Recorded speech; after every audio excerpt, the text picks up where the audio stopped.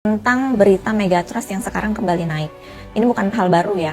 Sebenarnya kabar tentang Megatrust ini sudah diketahui cukup lama. Nah, beberapa pertanyaan yang banyak kami terima hari ini. Yang pertama, apakah Jatim berpotensi terdampak? Iya, Jatim juga termasuk wilayah yang berpotensi terdampak gempa Megatrust. Tetapi perlu diketahui bahwa informasi tentang Megatrust ini bukan merupakan prediksi, bukan merupakan peringatan dini bahwa gempanya akan langsung terjadi besok atau lusa atau dalam waktu dekat ini akan langsung terjadi. Jadi masyarakat jangan langsung panik, jangan langsung parno atau berlebihan dalam memahami isi berita ini.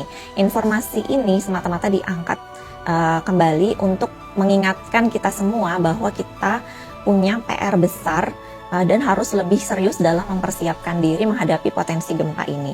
Yang kedua, wilayah Jatim mana saja sih yang berpotensi terdampak?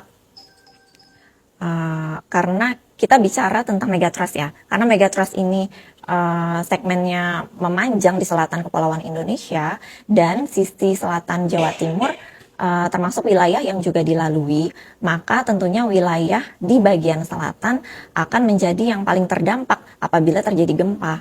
Apalagi wilayah pesisir seperti Pacitan, Trenggalek, Tulung Agung, Malang, dan seterusnya akan menerima dampak lebih besar apabila gempa tersebut berpotensi menghasilkan tsunami. Nah, terus bagaimana dengan wilayah lainnya?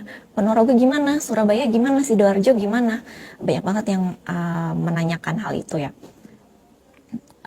Untuk wilayah utara misalkan, tentu juga berpotensi terdampak, namun lebih kepada kejadian gempanya. Dan masyarakat perlu tahu bahwa gempa itu setiap hari terjadi. Dan kita harus bersyukur atas itu, karena artinya bumi kita melepaskan energi.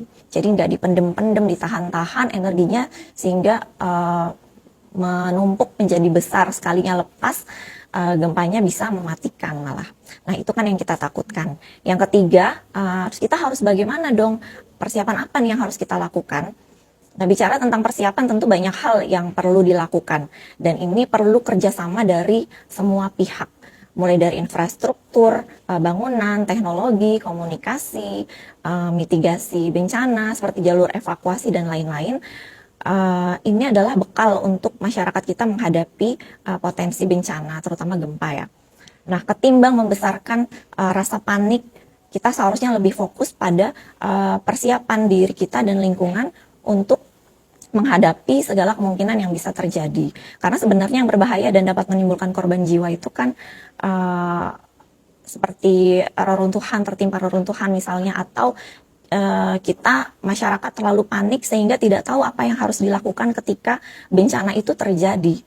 Nah, akan lebih baik kalau kita Indonesia mulai melakukan simulasi atau latihan kejadian bencana seperti gempa dan tsunami, mulai dari sekolah-sekolah, perkantoran, perhotelan, dan lain sebagainya, bisa rutin sebulan sekali misalnya minimal melakukan simulasi atau latihan bagaimana kalau terjadi gempa, apa yang harus dilakukan, kita harus lari kemana, bagaimana kalau terjadi tsunami, kita harus kemana, harus bagaimana, karena setiap bencana itu mitigasinya kan beda-beda.